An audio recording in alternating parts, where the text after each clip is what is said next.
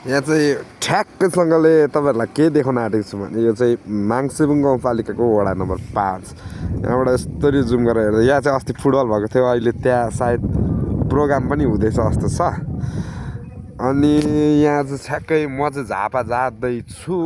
मेरो चाहिँ यो बाइक हो, धुलै एकदम बाटो धुलो छ। र यो ठाउँसँग चाहिँ मेरो सानोसँग सम्बन्ध जोडिएको छ, बालापनहरू यहीँ मेरो बितेको हो। त्यहाँ पर एक ठाउँ स्कुल देखिँदैछ, त्यहाँ मैले पढेको 7सम्म।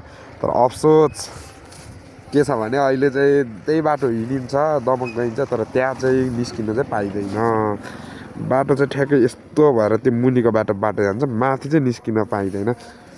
किनभने बालापनमा बसे तानि उमेर बढ्दै गएपछि, व्यवहारले चेप्दै गएपछि चाहिँ आफ्नै ठाउँ पनि निस्किन नपाइने रहेछ क्या। जस्ट अब यसरी ठ्याक्कै टाढाबाट हेर्ने, मोबाइल जुम गर्ने, चित्त बुझाउने, त्यति नै मात्र हो।